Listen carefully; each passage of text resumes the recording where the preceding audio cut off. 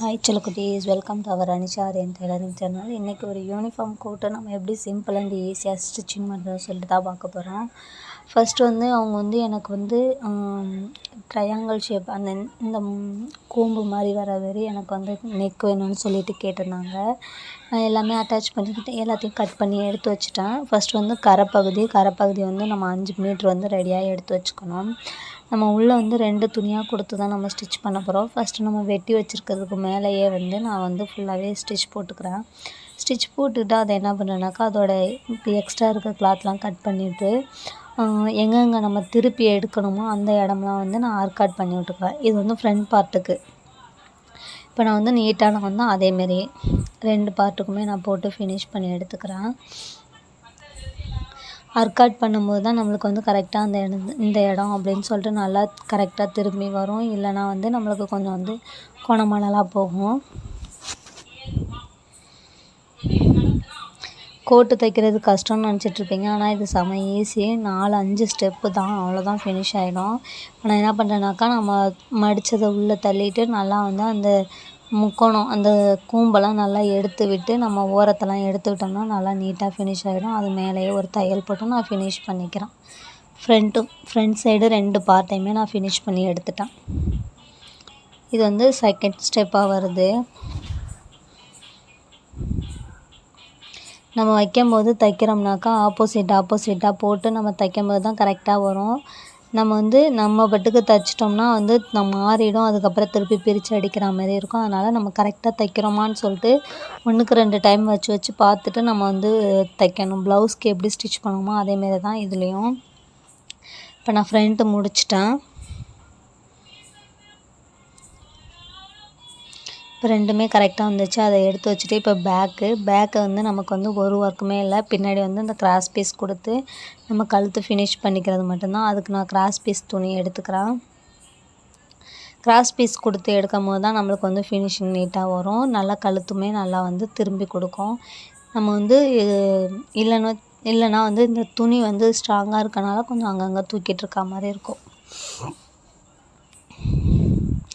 நான் cross piece கொடுத்து அதோட வளைவுக்கு நான் திருப்பி கொடுத்து வரேன். அதை தைச்சிட்டு அதுக்கும் என்ன பண்ணணும்னா அங்கங்கே ஆர்காட் பண்ணி விட்ருங்க. அப்போ தான் அழகாக நீட்டாக திரும்பி இருக்கும். அப்போ தான் நம்ம மடக்கும் போது அந்த பொசிஷனுக்கு மடங்கி வரும். நான் என்ன பண்ணேன்னா 2ஆக மடக்கி உள்ளே வச்சு நான் ஸ்டிச் போட்டுக்கிறேன்.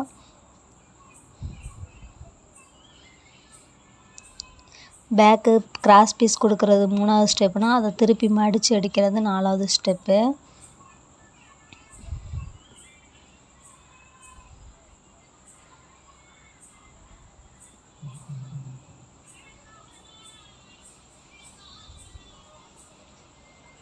அவ்வளோதான், நீட்டாக ஃபினிஷ் ஆகிடுச்சு. இதுவும் நல்லா நீட்டாக வந்துச்சு. நான் ஒரு ஸ்டிச் மட்டும் தான் போட்டுக்கிறேன்.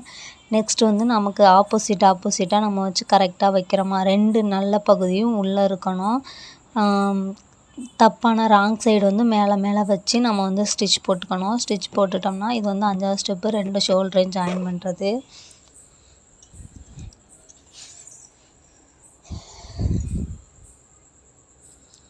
ரெண்டு ஷோல்டருமே நீட்டாக ஜாயின் பண்ணிவிட்டு நம்ம முன்பக்கம் திருப்பி அந்த ஷோல்டரை முன்னாடியோ பின்னாடியோ வச்சு என்ன பண்ணணுன்னாக்கா அது மேலேயே ஒரு பதிவு தையல் போட்டுருங்க. ஏன்னா அப்போ தான் நம்மளுக்கு முதுகு அந்த ஷோல்டர்கிட்ட தூக்கிட்டு தெரியாது. துணி ஸ்ட்ராங்காக இருக்கனால சில டைம் தூக்கிட்டு தனியாக தெரியறதுக்கு வாய்ப்பு இருக்குது. அதுக்கு ஒரு தையல் போட்டு விட்டுட்டா ஈஸியாக இருக்கும். இது 5வது ஸ்டெப்பு. நெக்ஸ்ட்டு நம்ம கைக்கு நம்ம ஹேண்டு கொடுக்க போகிறதில்ல. நம்ம மடக்கி மட்டும்தான் அடிக்க போகிறோம். அதுக்கு நல்ல கிராஸ் பீஸ் சின்ன பீஸாக நான் எடுத்துக்கிறேன். இது 6வது ஸ்டெப்பு நம்ம கிராஸ் பீஸ் கொடுக்குறது. கிராஸ் பீஸ் கொடுக்கும்போது இந்தமாரி கைக்கு கொடுக்கும்போது கொஞ்சம் மெல்லிசாகவே எடுத்துக்கோங்க கிளாத்து. ஏன்னா அப்போ தான் நம்மளுக்கு ரொம்ப கட்டையாக இருந்தாலும் நம்ம ஆம்ஹோல் கிட்ட நம்மளுக்கு ரொம்ப தூக்கிட்டு இருக்க மாதிரி இருக்கும். அதுக்காக நான் என்ன பண்ணுறேன்னாக்கா நைஸ் பீஸாக கொடுத்து நான் ஃபினிஷ் பண்ணிக்கிறேன். இப்போ கிராஸ் பீஸ்க்கு நான் கிராஸ் கொடுத்து துணியை நான் கட் பண்ணி எடுத்துக்கிறேன்.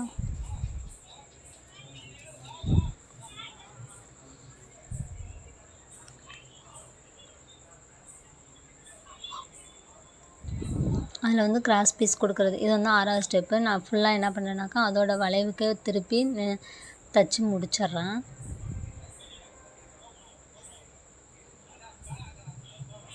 அங்கங்கே கட் பண்ணி விட்டுருங்க. கட் பண்ணிவிட்டு நம்ம நெக்ஸ்ட் வந்து நம்ம உள் பக்கம் இது வந்து மேல் பக்கம் வச்சு அடிச்சுட்டு உள் பக்கம் வந்து நம்ம திருப்பி விட்டுறணும்.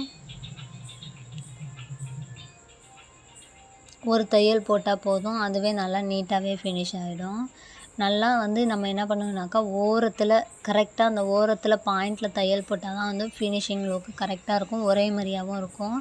தையல் கோணையாக போனதுன்னா நம்ம வந்து மிஸ்டேக் பண்ணுறதுக்கு சான்ஸ் இருக்குது. ஒரு தையல் போட்டாலும் நல்லா நீட்டாக பர்ஃபெக்டாக ஒரே லெவலில் கொடுத்து ஃபினிஷ் பண்ணிவிடுங்க. அது 7வது ஸ்டெப்பு. 6வது ஸ்டெப்பு மேலே வச்சு அடிக்கிறது, 7வது ஸ்டெப்பு திருப்பி அடிக்கிறது. அதேமாரியே தான் இன்னொரு பக்கம் கைக்கும் நம்ம கொடுத்து முடிச்சுக்கிறோம்.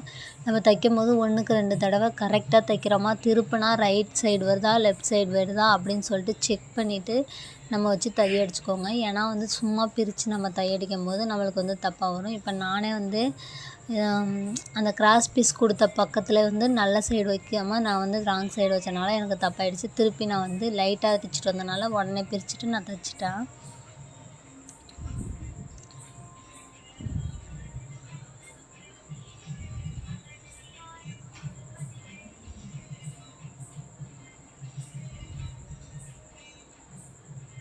இப்போ அந்த ஓரத்தில் அடித்து முடிச்சிட்டா நல்லா நீட்டாக ஃபினிஷ் ஆகிடுச்சு.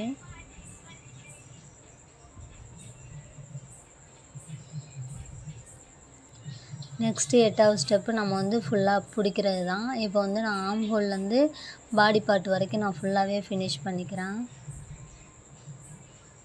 இது வந்து நம்ம இடுப்புக்கிட்ட வரும்போது கொஞ்சம் இந்த ஜஸ்ட் பார்ட்டை விட்டு கீழே வரும்போது கொஞ்சம் உள்ளடங்க போட்டுட்டு திருப்பி வெளியடங்க போடுற மாதிரி போடணும்.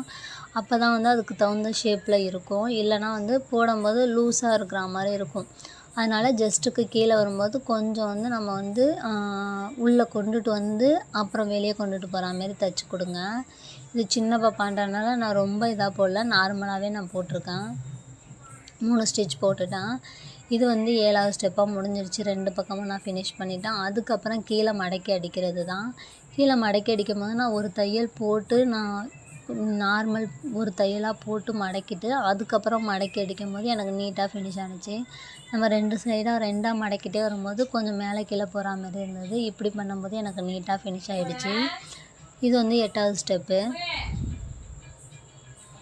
அவ்வளோதான், சூப்பராக ஒரு கோட்டு ரெடி ஆகிடுச்சு. வெறும் 8 ஸ்டெப்பு தான். நீங்கள் இந்த மெத்தடு தெரிஞ்சிருந்தால் உங்களுக்கு ஈஸியாக இருக்கும். வீடியோ பிடிச்சிருந்தா லைக் பண்ணுங்கள், மறக்காமல் என்னோடய சேனலை சப்ஸ்கிரைப் பண்ணுங்கள். இது ஈஸியாக இருக்கா இல்லை எப்படி இருக்குன்னு சொல்லிட்டு கீழே கமெண்ட் பண்ணுங்கள். 9வது ஸ்டெப்பு பின்னாடி வந்து முதுகுக்கு பின்னாடி நம்ம ஒரு தையல் போடுறது மட்டும்தான். அது வேணும்னா உங்கள் சாய்ஸு, வேணான்னா அதை விட்டுடலாம். இப்போ நான் வந்து சின்ன பிள்ளைன்றனால பிடிச்சா நல்லாயிருக்கும் அப்படின்னு. பெரிய பிள்ளைங்களுக்கும் அதே தான், பிடிச்சா அவங்களுக்கு வந்து அந்த பாடி ஃபிட்டிங் நல்லாயிருக்கும். அதனால் வந்து முதுகு சைடு பிடிக்கிறது பெட்டர் தான். வெறும் 9 ஸ்டெப்பு தான். இவ்வளோ ஈஸியாக வந்து நான் தைச்சி முடிச்சிட்டேன்னு பாருங்கள். Thank you friends. தேங்க்ஸ் ஃபார் வாட்சிங்.